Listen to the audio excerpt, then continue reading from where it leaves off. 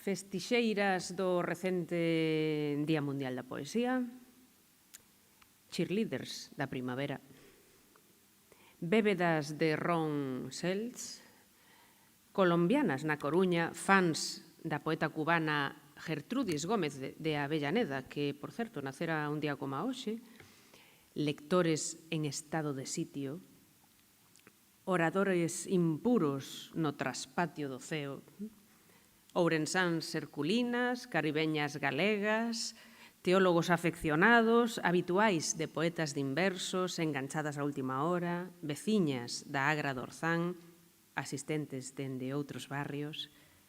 Grazas por acudir a unha nova cita co mellor da poesía galega e do resto do mundo, que este serán chega dende terras ourensás e caribeñas.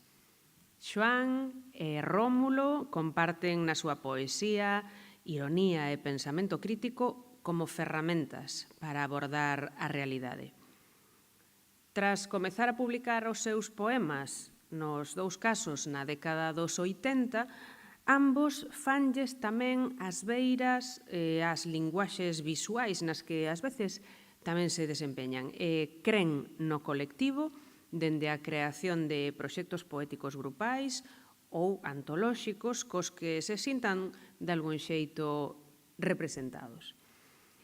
Pero comecemos polo que, pese a vivir xa a maior parte da súa vida nesta cidade da Coruña, naceu na Navarra, concello de Coles, en Ourense, en 1966. Nesta cidade da Coruña, e non só iso, senón que imos ver que probablemente sexa o noso convidado de máis perto, porque estudou precisamente no instituto que está pegado a este centro Ágora, por dar un dato, non? E tantos anos vivindo neste mesmo barrio da Agra do Orzán. Así que fermoso é ter convivindo a unha voz do outro lado do Atlántico e unha que sentimos tan perto como deste propio barrio. Licenciado en Filoloxía Galega, Xoán Carlos Rodríguez, xa dende a súa etapa universitaria, vai iniciar unha actividade literaria na que comezará por encontrar a cubillo dentro dun colectivo xa, eu penso que mítico para a literatura galega do século XX, Ron Seltz.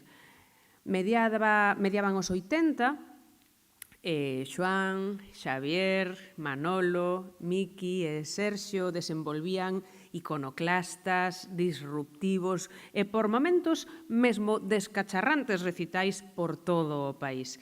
Así, da man dese cóctel literario, Xoán colaboraría nos 3 números do fanzine, tamén de nome Ron Seltz, así como en diversas revistas de carácter literario, e no tan irreverente como referencial volume colectivo Unicornio de Cenoiras que cabalgas os sábados, un libro que databa de 1994, tras do cal a poesía na nosa lingua xa nunca sería exactamente a mesma. Disolto o grupo, os seus integrantes comezan a ir individualizando pouco a pouco as súas traxectorias. Rodríguez déixase atraer pola plástica e participa con diferentes artistas visuais en catálogos, intervencións e libros colectivos como Estado de Sitio, que é do 2003, Zona de Exclusión, do 2004, Raza, 2004, Leningrad, de 2006, ademais de nos cartéis da serie Magosto do outono fotográfico ou o de gravados Combinación Finita, 2010. Do mesmo xeito, forma parte da sección Poesía da 13ª Bienal de Lalín Pintor Laxeiro, unha bienal do ano 2017, e tamén a exposición Autorretrato dun ano máis tarde. En 2019, a segunda edición, acaba de ser agora a última delas, do Festival de Poesía Alguén que Respira en Santiago, no Teatro Principal, volve reunirse cos seus compañeiros do grupo Ron Seltz para un acontecemento poético memorable. A xuntanza repítese en 2020 no espectáculo Segundo Centenario. Será o último recital conxunto do proxecto Ron Seltz. Ademais disto, e de desenvolver un proxecto de narración web no sitio sectoresdefogo.com, que moito vos recomendamos. Xoan Carlos Rodríguez é un poeta que dende hai décadas alenta fora do foco. Con frecuencia nas marxes, algúns dirían no underground. Así, por publicacións e circuitos de distribución alternativos se van sucedendo as súas obras. Occidencia, que é de 2004, Sectores de Fogo, de 2015, e Cristal Líquido, 2021. Hoxe, nos quixemos pregarlle un esforzo de xenerosidade, que nos agasalle en alto cunha voz poética consciente de sospeitar de case todo. Que abandone un pouquiño a sombra e se poña baixo o foco Xoan Carlos Rodríguez.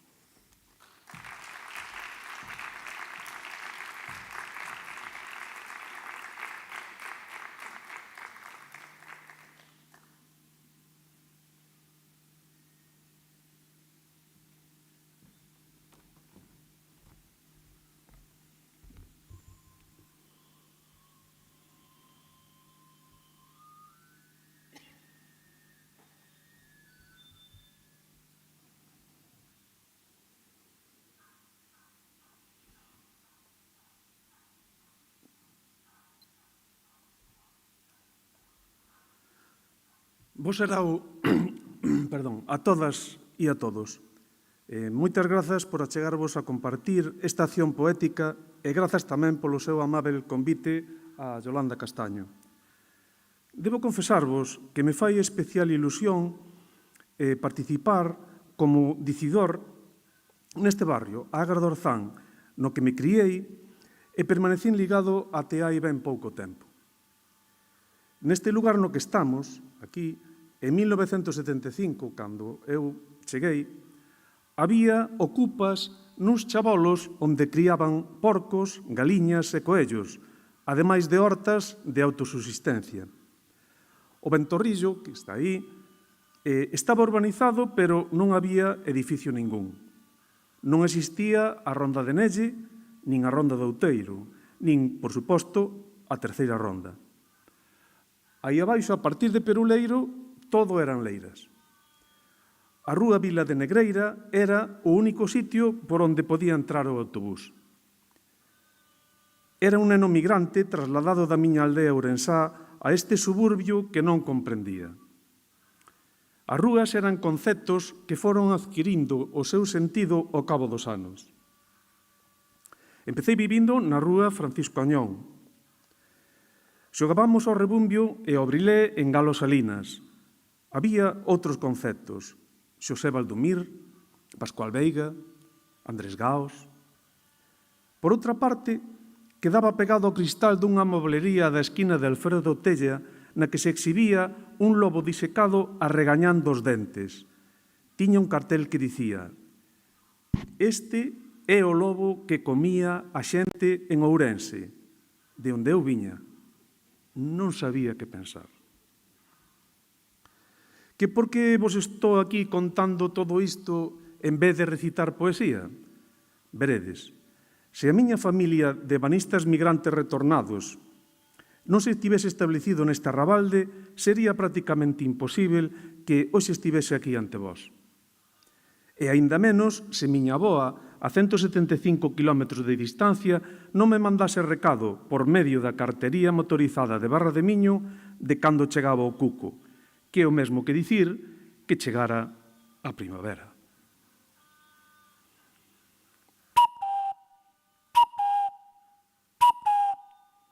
Mil primaveras máis.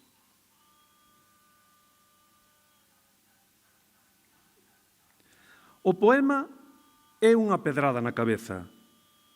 Por iso lles recomendamos aos lectores que usen casco.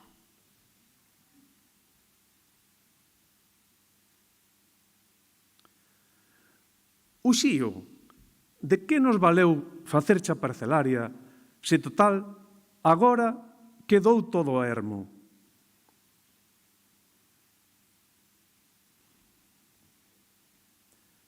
Montesa Impala. deixar atrás todas as sabanas, toda a superficie sólida, minimizar o consumo de oxígeno, ser cabalo de mar, deixarse levar.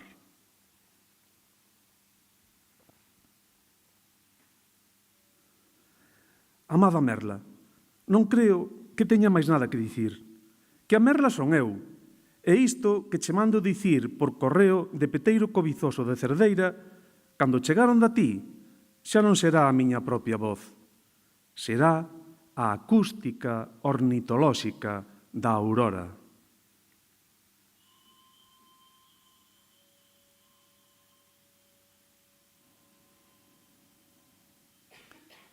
Estaba nun bar nunha desas estradas transversais que cruzan amplas gándaras despoboadas.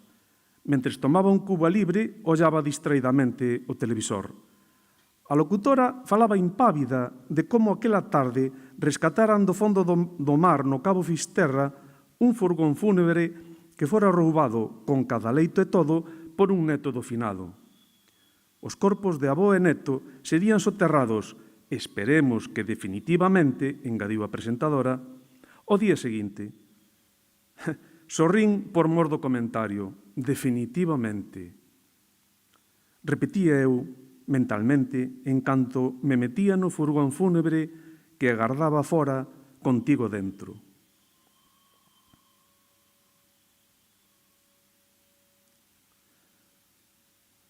Meu avó matouse porque na súa cabeza o gando xa non apacentaba. Borráronselle as extremas dos eidos, por máis que el andase sempre a procurar os marcos. Esqueceu as quendas da rega e o ritmo das accións. Unha noite de lúa bella pegouse un tiro cunha pistola republicana que aínda conservaba agachada. Eu non teño valor para acabar con isto de vez. Por iso singro cara ao oeste, o horizonte final desta xinea maldita a que pertencemos. O mariñeiro coxo dixo isto como se o dixese eu. E puxo enriba da barra a navalla de 7 estalos e dixo: a ver se agora somos quen de cortar os cabos que nos unen ao peirao. Fixo un corte profundo en cada pulso e pasoume a faca ensanguentada. Agarreina firme e fixen o mesmo.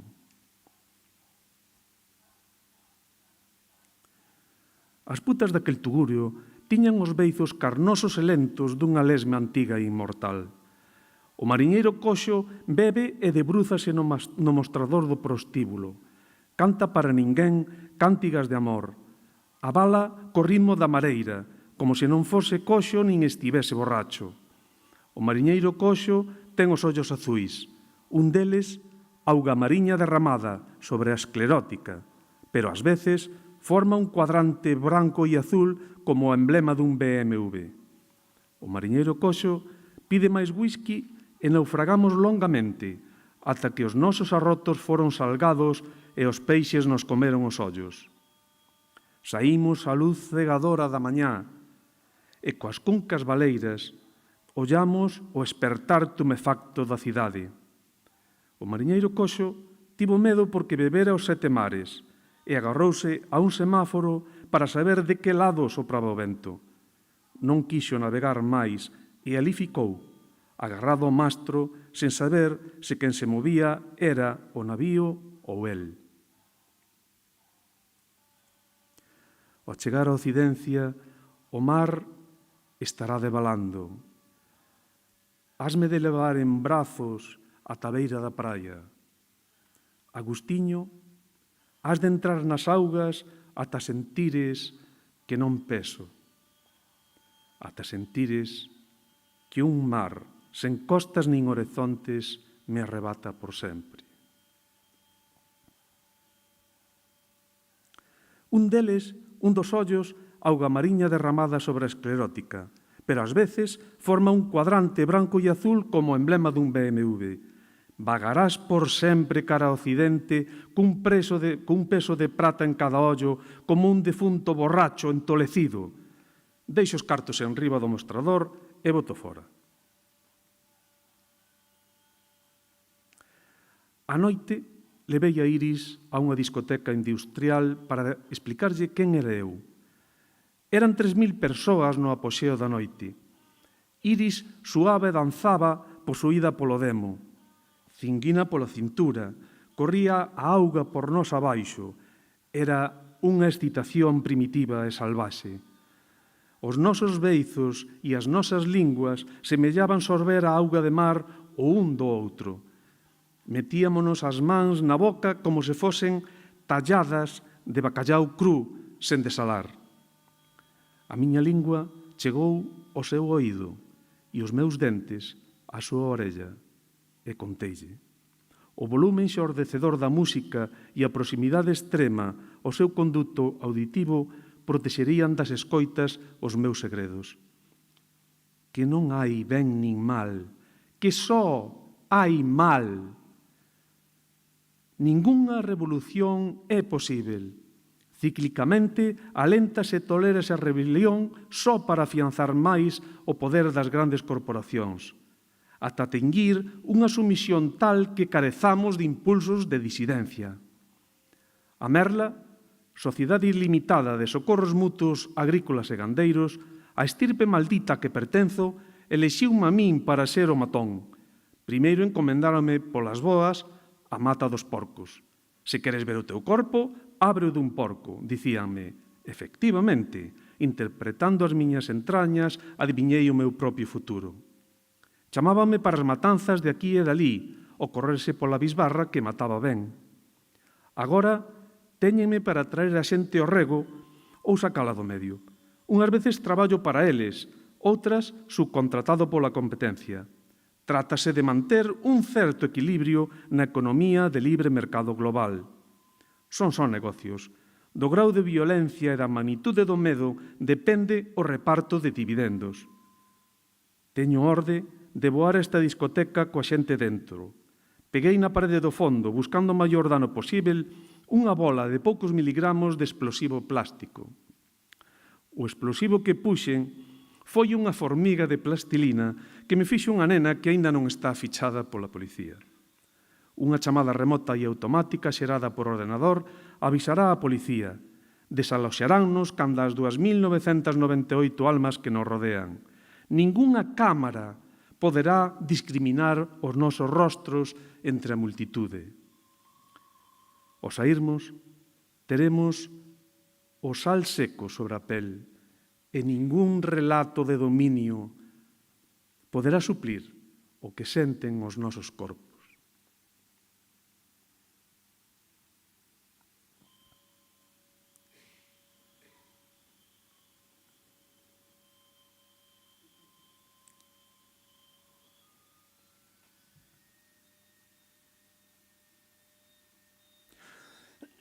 Perdón.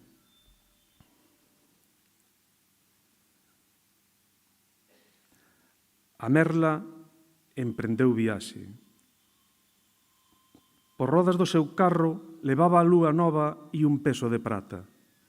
Lúa nova porque primeiro saíu cara ao leste e mentre rousaba cara ao solpor ia feiscando los tregos nas laxas dos ceos. Cada vez que o carro cambaleaba, o tropeleo ia boureando por toda a redonda. A outra roda era un peso de prata porque na Occidencia findan os camiños e compre pagar barca de pedra e remador. Póndome a matar xente, pretendían tirarme do xenio e que o metese debaixo dos pés para asegurar a supervivencia de nós todas. Sabíase que o meu corpo trans era o corpo da Merla. Ao romper o día da 96ª xornada da convalecencia logo da intervención, acordei no leito envolta nunhas sabas de liño que tiñan bastantes buratos. Aqueles lenzois en casamento levaban as iniciais de enxoval bordadas con faltas de ortografía. Apalpei o corpo buscando recoñecer os meus membros. Agarimei os peitos, acariñei a vulva ata o clímax para comprobar que o vínculo entre o meu corpo e a miña actividade neuronal formaba unha correspondencia biunívoca.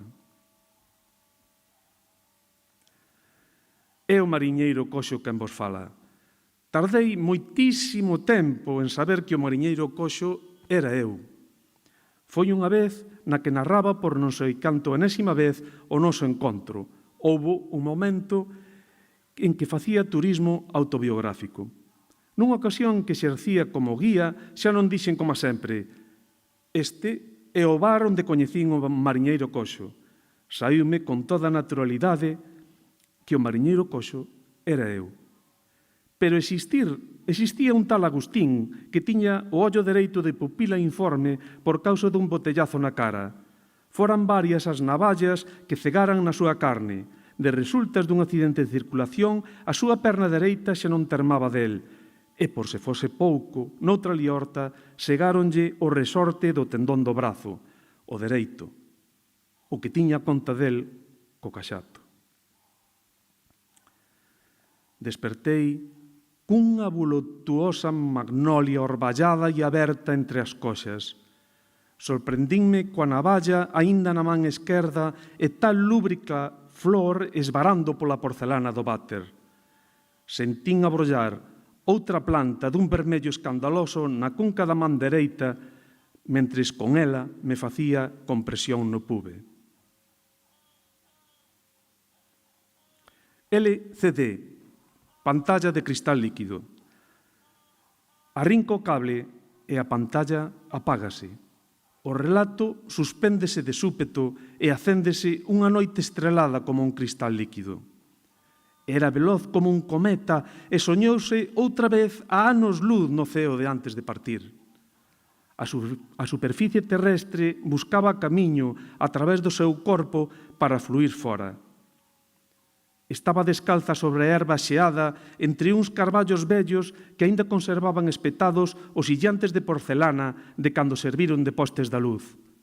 Percibiu a súa electricidade estática, pero non sentiu frío.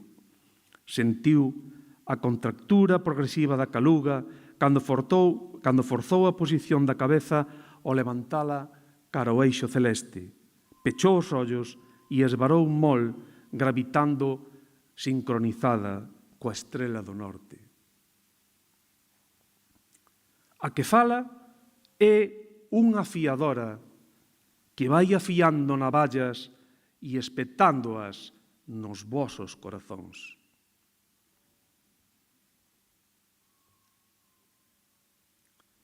Os 4 días saín dali. Abriuse a porta blindada, esa que todos tentamos abrir desde dentro. Ao non podermos, estamos atentos a que alguén entre para botármonos a carreira e correr lonxe. Pechouse as miñas costas cun estrépito metálico. Todo o que tiña levábao nun sobre na man. Dentro tatuara unha cruz de malta enorme no coiro cabeludo. Agora, coas guedellas que levaba, non se me vía. Como era unha mala besta, sacáronme da cela esposado por detrás, boca abaixo, arrastrándome polo chan.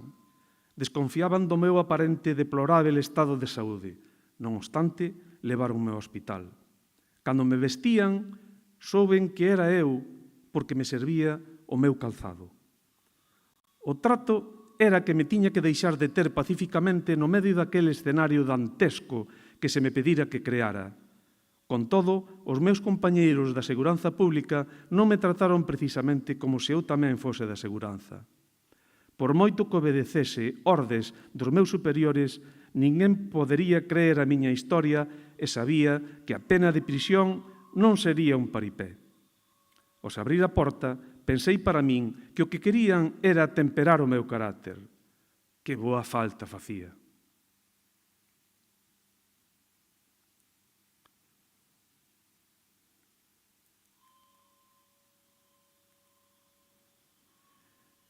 Tes que aprender a conducir ben. Por se tes que levarnos feridos, fuxitivos ou mortos.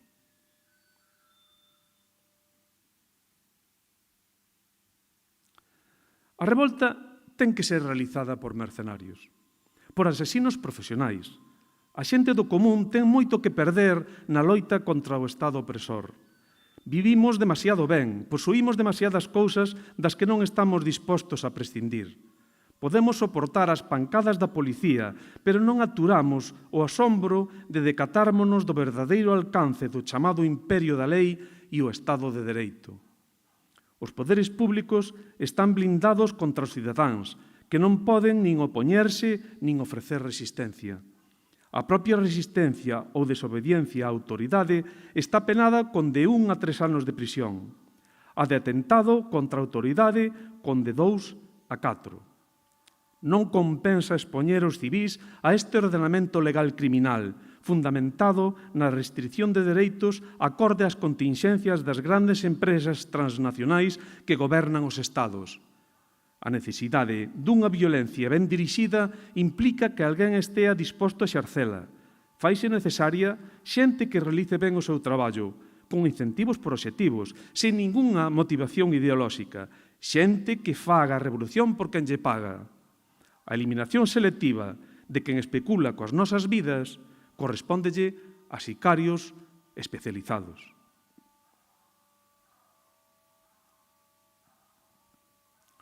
Meterlle lume o fachón de palla para chamuscar os corpos.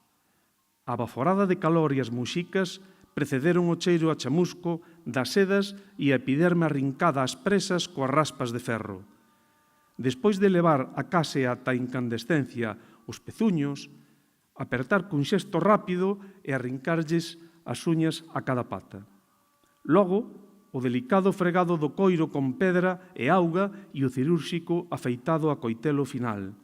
Todo por ambos lados do cadáver pivotando sobre o lombo, tirando polas patas do animal sobre o banco de matar. Sacarlles a morcilla do recto cun mollo pequeno de palla retorcida e dobrada, recortarlles o arredor do ano, ripar por dentro o final do intestino e abrilos buscando o oso da pelve para colgalos cunha roldana da trabe do teito. Abrilos ata o diafragma e sacarlles o fel e as tripas continuo, sentindo o olor a tafío mentres caen na tina de lavar. Sacarlles os riles, o fígado, o corazón para o primeiro xantar da figadeira. Sacarlles o unto, inflar a vincha cunha palla e botarlle a rapazada para que xoguen a bolón. Deixalos pendurados e abertos ao serao de camañá seguinte. Amortallada e exposta como unha peza de colección, fico suspendida cabeza abaixo, falando nesta lingua de defuntos.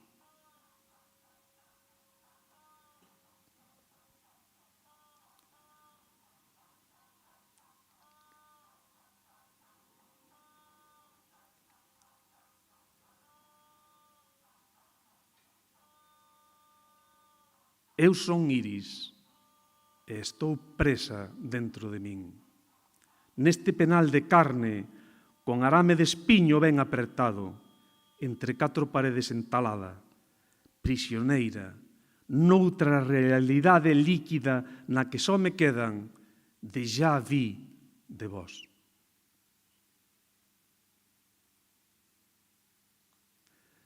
Aquel que fora e agora era, eis o relato trastornado de quen son. Demasiada exposición á gasolina ou saudade. Outro corpo de meu resucitou na cama dun psiquiátrico tras retirarlle as ligaduras de contención. O descafeinado estaba quente e as galletas sabían ben. Preguntou en que hotel se encontraba e por que o servicio de habitacións lle trouxera o almorzo á cama. Alguén lle preguntou que como se chamaba. Respondeu que era o porco de pé. O doutor díxolle que aparecera nunha corte de marraos escarbando na terra como enterrándose. Díxolle que unhas veces se enterraba e outras se desenterraba. Quixo saber se era escritor e se cría ser as personaxes dos seus propios relatos.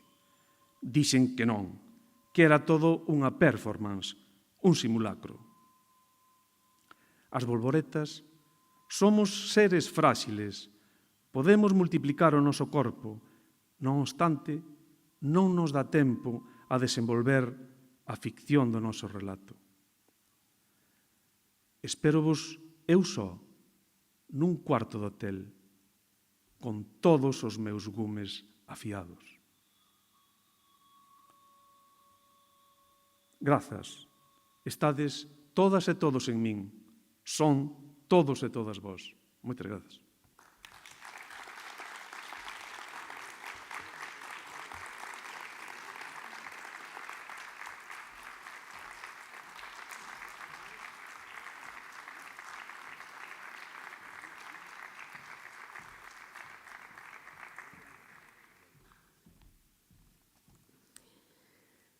Ben, pois, coas ganas de calor que temos, imos viaxar agora das interiores terras ourensás, aínda que, bueno, xa quedou claro que tamén as deste mesmo barrio, ata as do Caribe colombiano.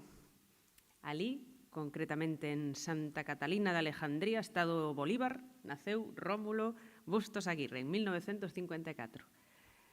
Aínda que comezou por estudar Dereito en Cartaxena, máis tarde cursou un mestrado en Literatura Hispanoamericana no Instituto Caro y Cuervo de Bogotá e despois un doutorado en Ciencias das Relixións pola Universidade Complutense de Madrid.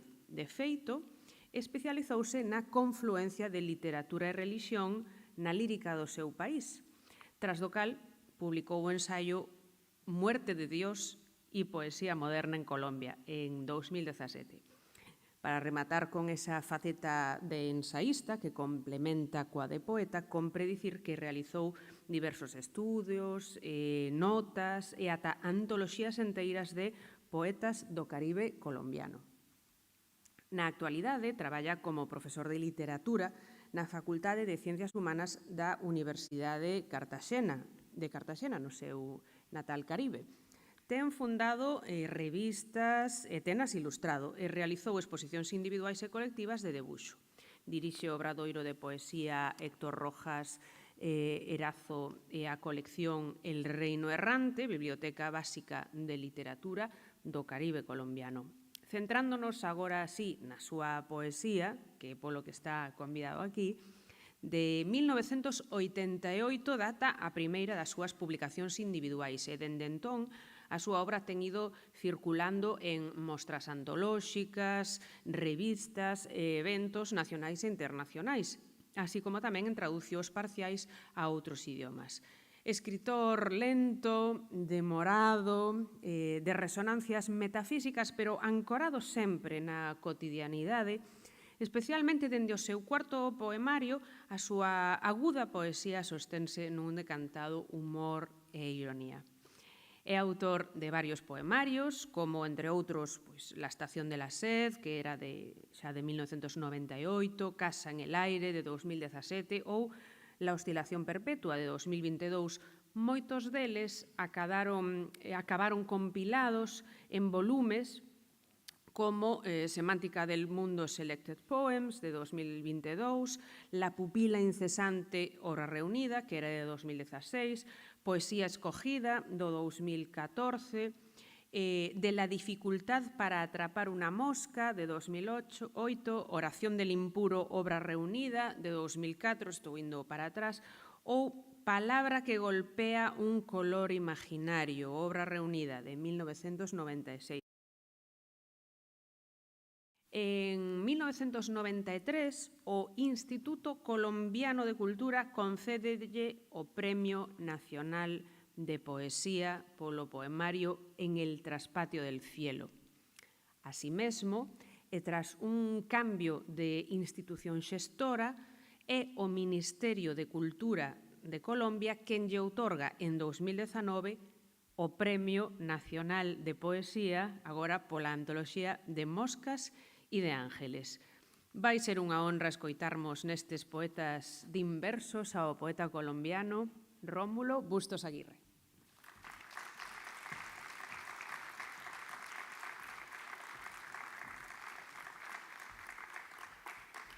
Muy buenas noches. Yolanda, por hacer posible mi presencia aquí en esta ágora de poesía. Y no se equivoca Yolanda, yo soy un hombre lento, lentísimo. A veces camino en cámara lenta, pero a veces camino en cámara rápida, ¿verdad? Tú me decías hoy que había batido récord haciendo el recorrido del paseo marítimo. La verdad que sí, que me resultó encantador porque Cartagena de Indias, y no lo sabía, y Coruña tienen algunas analogías, ¿no? Las voy descubriendo dando ese paseo. Pues bueno, mire, ya anticipaba Yolanda que mi poesía está muy afincada en lo cotidiano, sí, es verdad. Pero también es una poesía que tiene una propensión raramente metafísica, una metafísica que la más de las veces es antimetafísica, una metafísica antimetafísica. Bueno, ahí vamos. Algo del Caribe se va a observar acá, ¿no? Comienzo con un poema que se titula Consejo. Elegir con cuidado un punto del aire, cubrirlo con el cuenco de ambas manos, arrullarlo, irlo puliendo en su silencio. Piensa en Dios cuando construyó su primer caracol o su primer huevo. Acerca el oído para oír cómo late. Agítalo para ver si responde. Si no puedes con la curiosidad, haz un huequito para mirar adentro. Nada verás. Nada escucharás. Has construido un buen vacío. Ponlo ahora sobre tu corazón y aguarda confiado el paso de los años. El poema de la dificultad para atrapar una mosca. La dificultad para atrapar una mosca radica en la compleja composición de su ojo. Es el más parecido al ojo de Dios. A través de una red de ocelos diminutos, puede observarte desde todos los ángulos, siempre dispuesta al vuelo. Parece ser que el gran ojo de la mosca no distingue entre los colores. Probablemente tampoco distinga entre tú, que intentas atraparla, y los restos descompuestos en que se posa.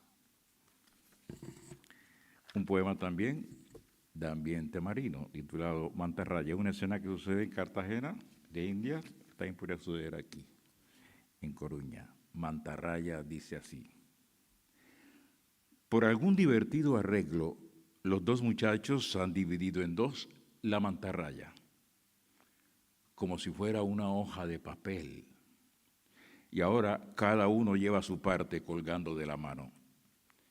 Ya nada queda de la gracia que el animal exhibe en los acuarios, ondeando, sumergiéndose, elevándose en el agua, todo su cuerpo como dos extrañas alas.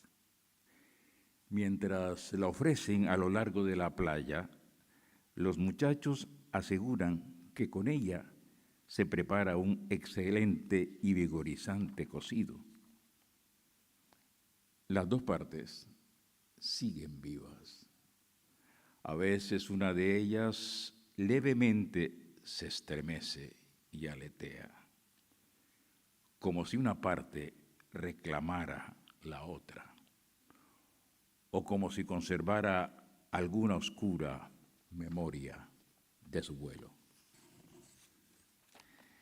Bien, dactiloscopia. Justo cuando mueves el hilo con el dedo, aparece la araña, con todas sus patas, su abdomen, sus pelos y sus ojos casi ciegos. Examina atentamente tu dedo, los meandros sin centro aparente de tu huella, la uña curvada y agresiva, la pequeña mugre que en ella se acumula. Los pellejos que se han endurecido a ambos lados y parecen pequeños cuernos es lo que más familiar le resulta. Pero no acierta a intuir el resto misterioso en que te extiendes con todas tus patas, tu abdomen, tus pelos y tus ojos casi ciegos. le resultas una presa extraña, demasiado evidente para ignorarla, demasiado hipotética para comerla. Decide que tú debes ser Dios o algo parecido y se agazapa de nuevo a esperar un bicho menos complicado, más limpio y digerible. Un poema que se titula Paco Paco y que brota de una situación muy simpática, muy divertida, que me ocurrió, con un grillito que se llama Paco Paco. Pero la anécdota se las cuenta el poema. Un Paco Paco dice así: el Paco Paco canta con las patas traseras. Recuerdo un Paco Paco que alegró la noche a todos los niños de la cuadra porque confundimos su canto con los crótalos de una cascabel. Con palos y mochas la buscamos entre los matojos hasta que descubrimos el engaño. En realidad, él ya nos había descubierto antes con sus grandes ojos de mirar el mundo, sin entender nuestra alaraca y entonando el más perfecto de los silencios que alguna vez hubiéramos escuchado. Oh, un accidente. Pasó algo extraño.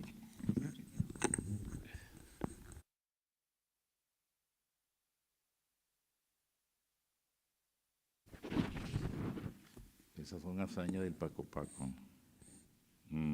Así me engañó a mí. Decía pues que el silencio del Paco Paco era el más perfecto que alguna vez hubiéramos escuchado. Pero este Paco Paco que ahora miro sobre la ramita del matarratón ha perdido una pata, su ambigua pata para el salto, para el canto. Es curioso que la voz de un animal esté en sus patas.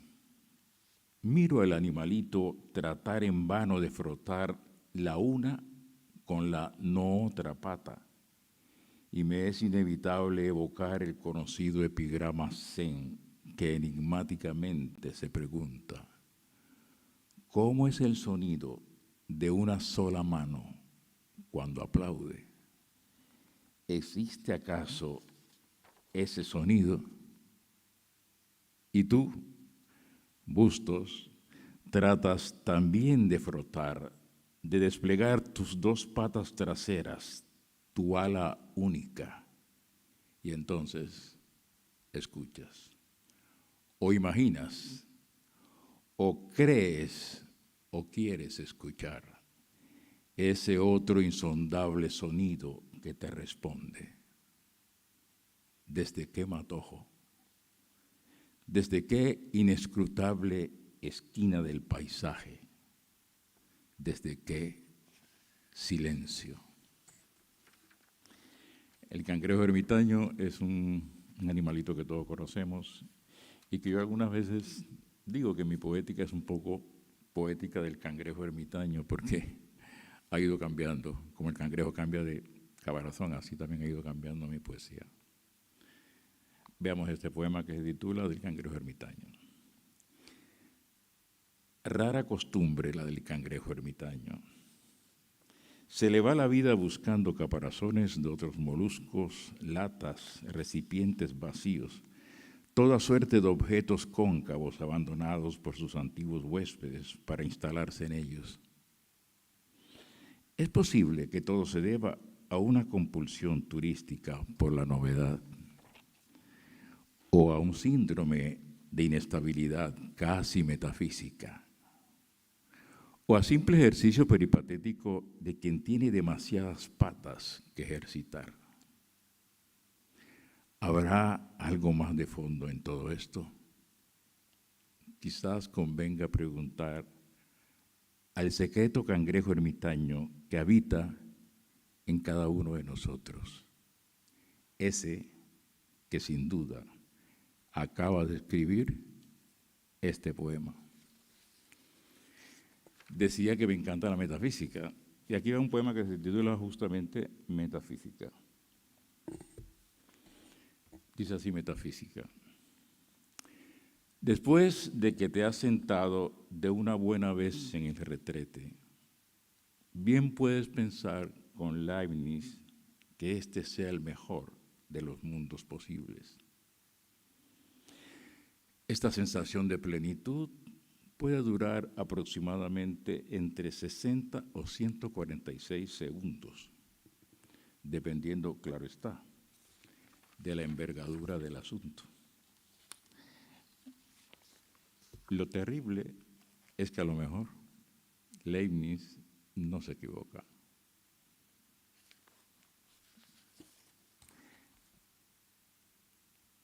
Bueno, un poema que se titula Lengua.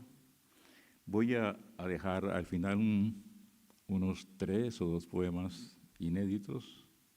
Rara vez leo poemas inéditos, pero hoy se me antoja. Yo soy un hombre antojado, como todos los caribeños, antojados. Este poema se titula Lengua y es un poema bastante comestible. Lengua dice así: hay algo de tortuoso refinamiento en el acto de comer la larga lengua de otro animal.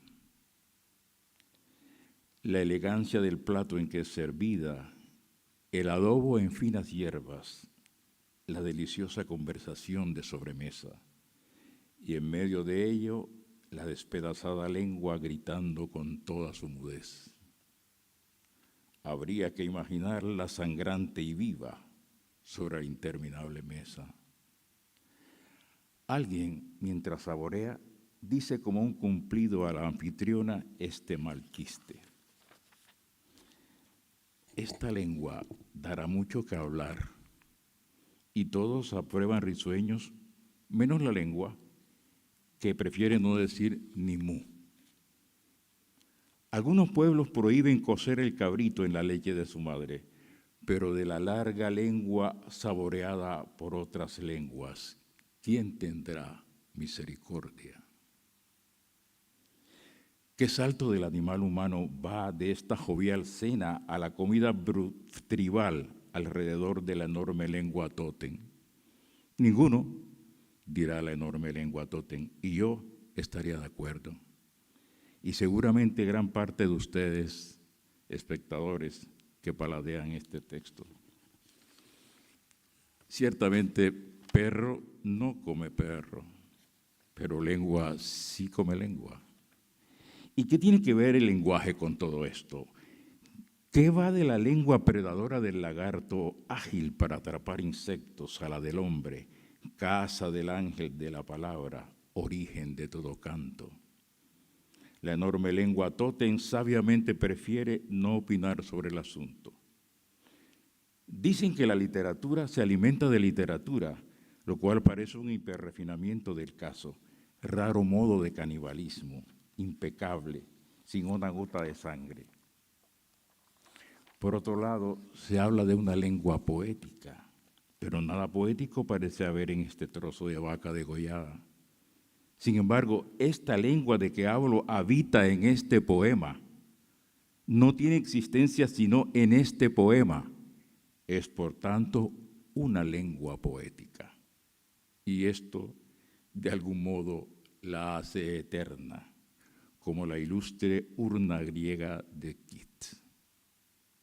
Esto último, mírese, no deja de ser sino una solución facilista del poeta, un intento tramposo de redimir sus culpas.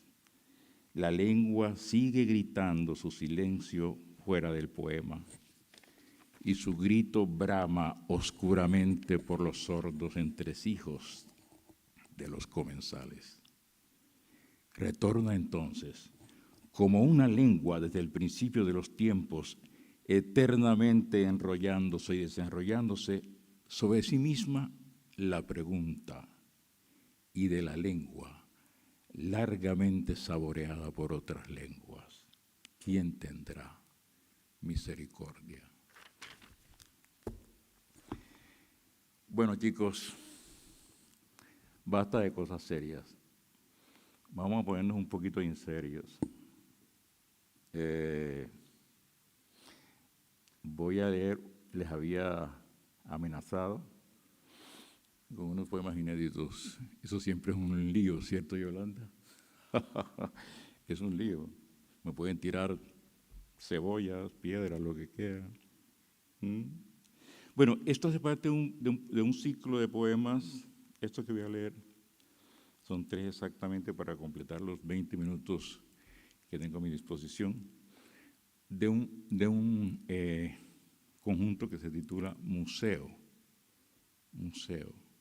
No sé por qué ahora al decir museo recuerdo la conversación que teníamos en la cafetería y yo decía, a propósito de algo que decía Schwab, decía, los imperios coloniales son iguales siempre.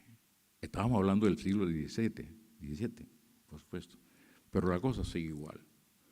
Bueno, este poema se titula, que hace parte de museo, se titula Un caso ejemplar. Mississippi alrededor de 1850. Ese es el título, un caso ejemplar. Carecía de caudal el joven James. Llegó al Mississippi con un grupo de aventureros. Dispuesto a organizar su vida, casó con Donna Prescott, quien aportó algunos acres de tierra a la economía familiar. No estaba mal para comenzar, pero para cosechar necesitaba una buena cuadrilla de negros. Entonces regresó a Virginia para comprar esclavos. Solo encontró disponibles 4 hombres y una anciana cocinera. Evidentemente no resultaba una buena inversión. De modo que decidió aconsejarse de su tío John Delaware, con más experiencia que él en el asunto. Marcharon pues juntos a una subasta en Grand Gulf, Mississippi. Delaware le aconsejó que se eligiera un buen par de negros para aparearse y así poder levantar un grupo para cosechar algodón y cosas así. James eligió primero el macho. Luego vio una hembra grande y fuerte, pero no le alcanzaba la bolsa para ambos. Entonces el tío Delaware decidió comprar la negra y acordaron un trato. El primer hijo correspondería a James, el segundo a Delaware, y así sucesivamente. Bajo este impecable reparto de las crías, James fue juntando la deseada cuadrilla.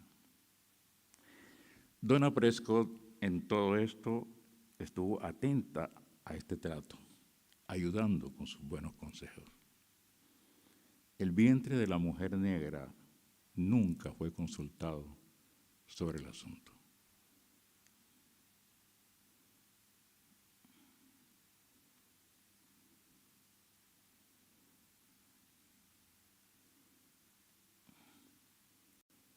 Este poema digamos, lo escribo a partir de un grabado de Goya. Se titula La Garrucha, que es un tipo de tormento, ¿no? De la época inquisitorial. La Garrucha. Su título, Goya, cuaderno F, lámina 56. Ahora el reo cuelga atado de manos a la espalda, justo a 2 metros de distancia del suelo, en ascensión lenta. Para ayudar a su fe, le he colocado 2 pesos en ambas rodillas. La caída debe ser rápida y la detención del torno calculada, súbita, para que la máquina cumpla la función que le ha sido asignada. Sanar almas, domesticar el cuerpo que estorba. Hay otros en la habitación conmigo, cada cual concentrado en su parte de este santo oficio. Y este último poema y creo que voy a terminar 20 minutos, no voy a pasar ni uno. Se titula Conversación 2, hay una conversación 1. Y es un diálogo, solamente hay el intercambio de expresiones, no hay mayores datos. Conversación 2. Cortar el nudo gordiano es la forma perversa de la navaja de Ockham, solución que aplaudiría un verdugo nazi. ¿Hubo verdugos nazis? Adivino a dónde quiere ir tu pregunta. En verdad, todos fuimos verdugos, pero concederás que hay algunos que lo fueron más que otros. El caso no es asunto de suma o resta. Conviene no olvidar que la diferencia entre víctima y verdugo es solo cuestión de tiempo. Piensa en la solución final y la Palestina actual, por ejemplo. Sin duda, una especie de antinavaja, una sofisticación del corte gordiano. A propósito de cortes, ya va siendo hora de mirar la carta Amor. Ojo de bife, tierno y con gran marmoleo. Tomahawk. Ribeye con el hueso de la costilla muy vistoso. Vacío. Corte lateral sin hueso. Aguja de cerdo. Muy versátil para la parrilla. Así es, querido. Pero ¿no crees que también ya va siendo hora de dejar hablar a la víctima? Preguntarle, por ejemplo, ¿te sientes cómoda servida en ese plato? ¿Te agrada el elegante nombre que hemos elegido para ti? ¿Te encuentras bien de sazón? Gracias.